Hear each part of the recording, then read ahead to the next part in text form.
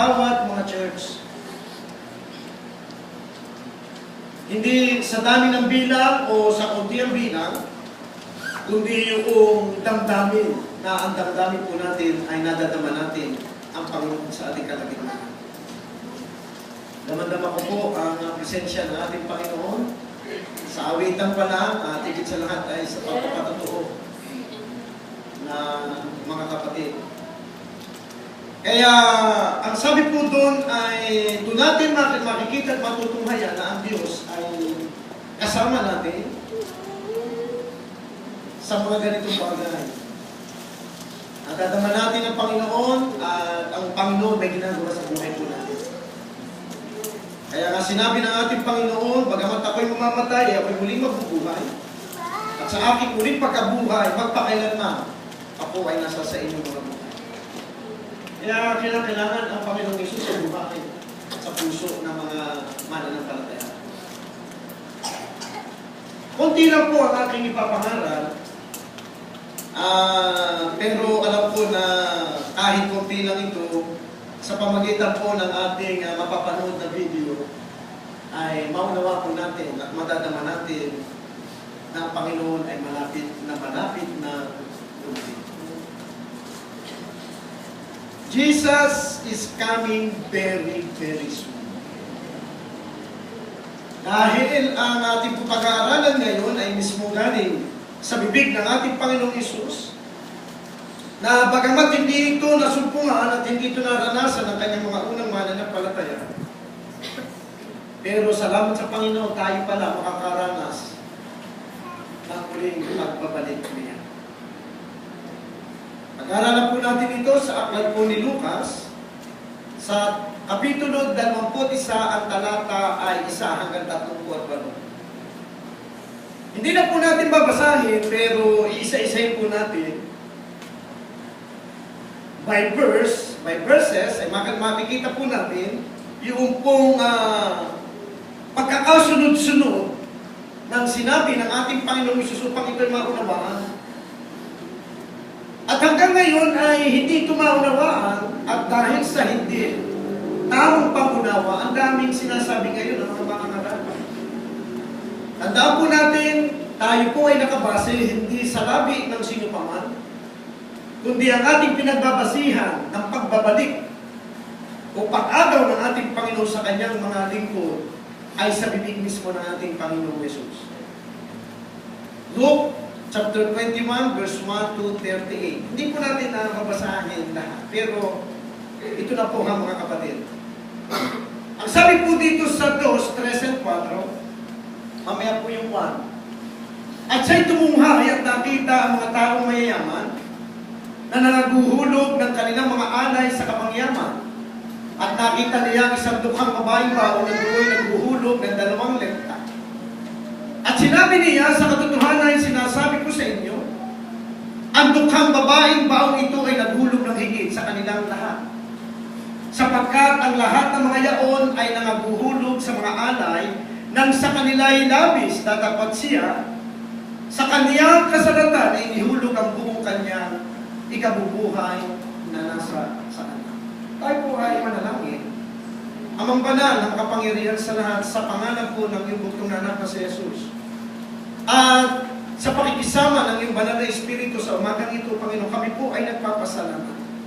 At minsan pa narito ang iyong salita na nahayag sa aming kalagitnaan. Ang dalangin po namin, Panginoon, samahan niyo po kami sa gawain ito. Ikaw po ang siyang mamuna. At narito binubuksan namin ang aming puso at kaisipan. Pumasok ka. Ikaw, O Diyos, Panginoon, na magbigay ng karunungan kaalaman upang ang mga salita mo ito ang aming maging sandata sa lahat ng gawa ng kadiliman. Magtatagumpayan po namin hanggang sa iyong muling pagbabalik at sa muling pag-agaw mo sa amin, kami, Panginoon, ay makakasama mo sa buhay na walang hanggan. Salamat po sa pangalan ni Jesus. Lahat ay magsabi ng Amen. Amen. Baka natin ang ating Panginoon. Dito po sa chapter 21, makikita po natin, it's about giving. Ang pinapakita po dito ng Panginoon ay yung kwento patungkol sa pagbibigay. Sister, yung picture. Yes. Dito po mga kapatid, ay meron doon pala sa portico, doon sa fourth court, yung daanan, anong tawag ko sa school? Yung, meron doon, corridor. Amen? Kung ako high school, yun ang tawag namin sa Quezon High. Yun po ay daanan ng mga lugar na iyong pupuntahan. In a bawat courtroom, ay meron tinatawag na fourth court. Ibig sabihin ay meron daanan, at yung pala ay meron sa aking pong pagsisiyasa doon sa templo, 13 po pala yung lugar. Na doon sa daanan yun, mga kapatid, ay doon sa templo, naroon po yung mga tao, doon po sila naglalagay ng kanilang mga kaloob. 13 locations were in that forecourt in the temple where people could leave contribution. 13 po pala yun, nahulugan, inuhulugan nila. Kaya pala sa simbahan, sa Katoliko, meron din gano'n. Merong mga tungkol sa kandila. Amen, naging Katoliko ka yun, eh. Bago ka magsindi ng mga kandila, meron box doon, donation, para sa kandila. Meron din mo po donation para sa mga kaluluwa o kaya sa mga pamisa. Alam po yan, ako'y naging Katoliko. At maging ako ay maging Iglesia ni Cristo, ganyan din. Merong iba't ibang uri ng lagahan. Yung kung tinatawag natin, yung contribution mo, kung saan mo yun ilalagay. Now, ang bawat isa po ay nagre-represent ng different kind of offering. Yung palang 13 na hulugan na yun ay nagpapakita ng iba't ibang uri ng pagbibigay. Siguro mayroong offering para sa mission, mayroong offering para sa building, mayroong offering para sa mga missionary, mayroong offering, iba't iba mga kapatid. At sa templo ng ating Panginoon, na kanila pong pinuntahan, ay 13 po ang uri ng kanilang pong pinaglalagakan. Now, meron po doon na meron tinatawag na treasury room. Ito naman po ay kaban ng treasury, ibig sabihin ay kaban ng yaman, na yung po pala ay malapit doon sa court ng mga babae. Sister, galing ka Dubai, ano? Sino yung galing dito sa mga lugar ng Middle East? Pag huwag kayo pumunta sa CR ng babae, meron po doon tinatawag na washroom, hugasan ng kamay. Meron po talaga women's court room. Meron talaga, kaya pag minsan ay ako'y maingat kasi ang daming signboard. Kung ako pumunta ng Dubai, baka kayo mapapasok doon, makikita ng mga babae, naghuhugas sila ng mga paa, Kaya dito rin mga kapatid sa templo ng ating Panginoon, ay meron silang mga court ng mga babae na hindi pwede pumasok doon ng lalaki. At doon po sa kwartong yun ay malapit yung treasury. Yung treasury court na doon inilalagak, mga kapatid, ang patungkol sa tinatawag na lagak patungkol sa kabangyaman. Basahin po natin ang verse 1. Praise God. Wala pa dyan verse 1. Ayan ha. Ito ang verse 1 eh. At siya'y tumunghay at nakita ang mga taong mayayaman na naghuhulog ng kanilang mga alay sa kabangyaman. Yan pong bigay nilang yan, mga kapatid, ay hindi po sa church. Yan ay treasury. Yan po ay ginagamit ng bansang Israel para po sa tatag ng kanilang bansa. Yan po ang kanilang yaman, kinakailangan na payamanin nila, bigyan nila ng suporta ang kanilang bansa para dumating man ang kaaway ay meron po silang panandata. At yung po ay ginagamit nila sa paglilingkod sa Panginoon. Alam po natin na ang bansang Israel ay lingkod ng Diyos. Ito po ay bayan ng Diyos. At sa pamagitan po ng kanilang paglilingkod, ng kanilang panalangin, iginagalang po ng ating Panginoon. Pero tingnan po natin yung verse 2. The poor widow contributed 2 mites, small copper coins, which were the smallest currency available at that time. Ang nakita po ng ating Panginoon ay ang babaeng bao na dalawa lamang pong likta. Nakakita po kayo ng ating pong barya ngayon, yung may butas? Tanso po yun. Tanso pa kayo? Sa kanila po mga kapatid, bakit gano'n na ang iyong currency, yung po ang pinakamaliit na halaga? Barya na lang po yun. Pero po yun ay tanso. Yung po nakita ng ating Panginoong Hesus, ang sabi po doon sa verse 1, Jesus looked and saw the rich man casting their gift into the treasury. At nakita rin po ng ating Panginoon na ang babaeng bao ay ang ibinigay ay dalawa lamang na libta. At sa panahon yan, mga kapatid, yun ang halaga ng one day labor. Yung po ang halaga ng isang araw ng trabaho ng isang tao. Kaya sabi ito sa verse 3, Jesus contrasted. Sabi ito sa verse 3, at sinabi niya, katotohanan sinasabi ko sa inyo, ang dukhang babaeng bao ay naghulog ng higit kaysa kanilang lahat. Kaya kinontrast ng ating Panginoon ang pagbibigay ng mayayaman doon sa babaeng bao, dahil ang babaeng bao with the sacrifice for their heart, for her heart. Kaya nakita natin, mga kapatid, na ang ating Panginoong Hesus ay nakita niya na ang ibinigay ng babaeng bao ay put in all livelihood what she had. Kaya nagkaroon agad ang Panginoong Hesus ng contrast between rich and the poor. Ang sabi po ng ating Panginoon, sabi ito sa verse 4, sapagkat ang lahat ng mga yaon ay nangagulog sa mga alay nang sa kanila ay labis na dapat siya sa kanyang kasalatan ay inihulog ng buong kanyang ikabubuhay na nasa sa kanya. Madali lang po, mga kapatid. Ang inihulog pala ng mayayaman, bago naghulog yung mayayaman, gumastos na muna sila. Ang magkapera po, ang mayayaman, pag nagkakapera, bilhin na muna ng kanila. At hindi lang po mayayaman, pati mga Kristiyano ngayon, pag nagkapera, SM muna, o kaya magmumul muna, mamamalikin muna, kung ano matira, yun ang ibinibigay. Kaya, ito pong babaeng bao hindi. Nang siya'y kumita sa buong maghapon ng 2 likta, ang ginawa po niya, yun muna ang kanyang ibinigay. Kaya sabi po, her devotion to God through her contribution was her first priority. Basahin po natin ang 2 Korinto chapter 8, verse 1 to 5. Ito pong sinabi ni Apostol Pablo sa mga taga-Korintian. Bukod dito, mga kapatid, ay pinatatalastas namin sa inyo ang biyaya ng Diyos na ipinagkaloob sa mga iglesia ng Macedonia, kung papaanong sa maraming pagsubok sa kapighatian, ang kasaganaan ng kanilang katuwaan at ang kanilang malabis na karupaan ay sumagana sa kayamanan ng kanilang kagandahan doon. Yung po sinasabi ko sa nagpatotoo. Sagad-sagad na po biyaya ng Diyos, pero hindi sa pamagitan ng pera, sa kagandahan ng Lord. Sapagkat ayon sa kanilang kaya, ay nagpatotoo ako, higit pa sa kanilang kaya, ay nagsiabuloy sila sa sariling kalooban, na lubhang ipimamalik sa amin ng ang tungkol sa biyayang ito at pakikisama sa pangangasiwa ng mga abuloy sa mga banal. At ito ay hindi ayon sa aming inaasahan, sabi doon, and this what they did, not as we hope.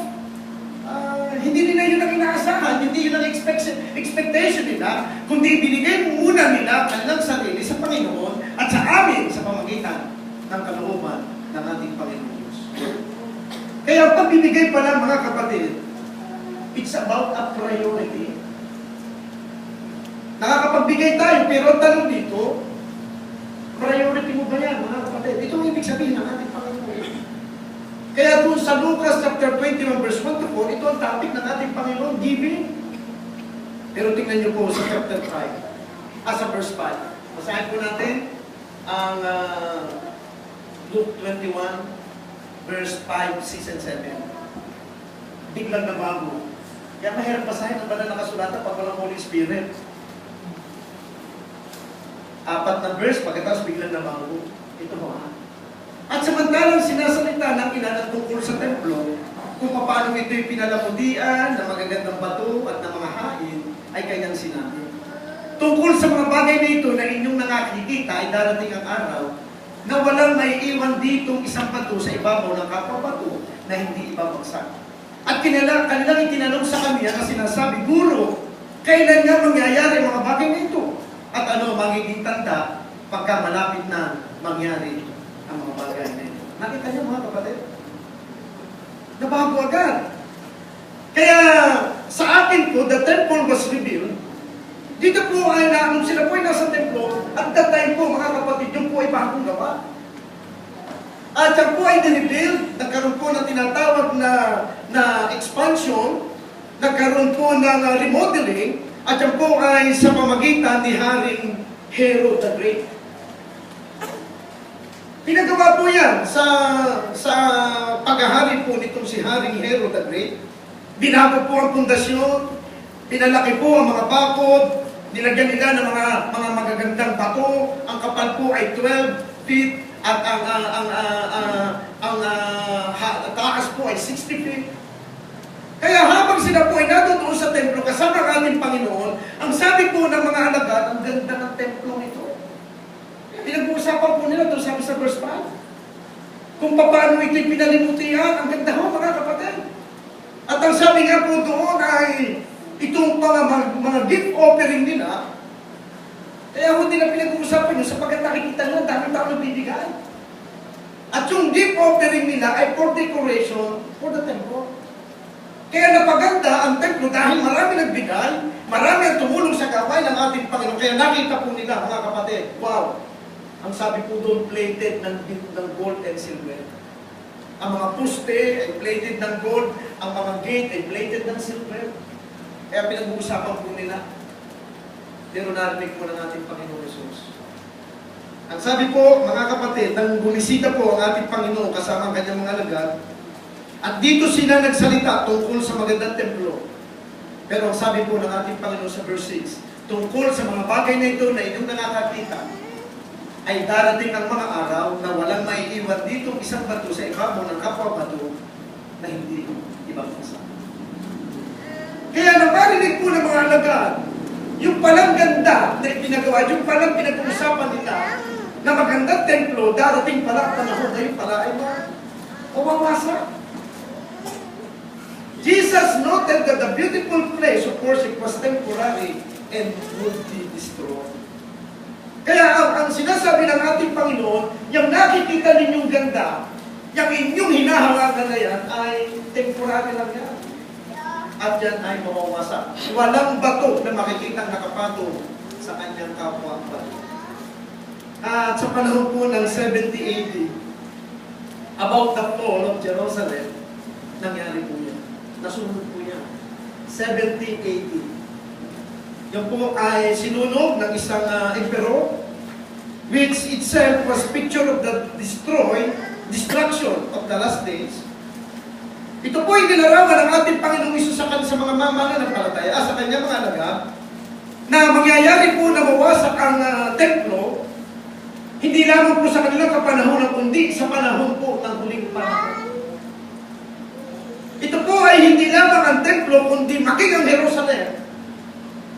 Kung paano siya nakatayo sa ating kapanahonan, ay darating po na mawawasak po ang bansa niya. Darating po yung tinatawag na Gentile era. Yung pong panahon ng mga Hintil, dito po ang destruction ng Jerusalem. Verse 7, at kanilang itinanong sa kaniya, dito tayo, nagtanong ang mga disciple, kaya pang isa magtatanong. Pero kung ako siguro disciple din ng Panginoon, ako dami kong tanong. Nagtanong po ha, dalawa ang tanong nila. At kanilang itinanong sa kanya na sinasabi, Guro, kailan nga mangyayari ang mga bagay na ito? First question, when? Kailan nga po mangyayari yung destruction ng Jerusalem? Kailan nga po mangyayari yung tinatawag na huling panahon? Ang alawang tanong, at ano ang magiging tanda pagka malapit na mangyari ang mga bagay na ito? Yan po ay sa tanong ng isang tao, isang good questions. Tama po ang kanilang mga tanong. Dahil tinanong nila kung kailan at itinanong nila yung mga tanda bago mangyari yung kailan. Magaling. Talagang tama po ang kanilang mga tanong. Ngayon, nais ko pong mangaral sa paksa. Ang ating pong panahon ang siyang tungod ng ating Panginoon. Our present time is is what Jesus said. Ito pong nangyayari sa ating kapanahunan. Ito po yung panahon na sinasabi ng ating Panginoon, nasagot niya doon sa kanyang mga alagad. Kailan? At ano ang mga tanda na malapit na mangyari ang mga bagay na yan? Tumugon po ang ating Panginoon at ito po ang tugon niya. Ito po ang ating kapanahunan. Ang una, yung pong sinasabi ng ating Panginoon, signs before the end. Luke chapter 21 verse 8 to 11. Kung babasahin po natin Luke chapter 8 to 11, at sinabi niya, mag-ingat kayo na huwag kayo mga iligaw sapagkat marami ang paparito sa aking pangalan. Na mga nagsasabi ako ang Kristo at malapit na ang panahon. Huwag kayong magsisunod sa kanila at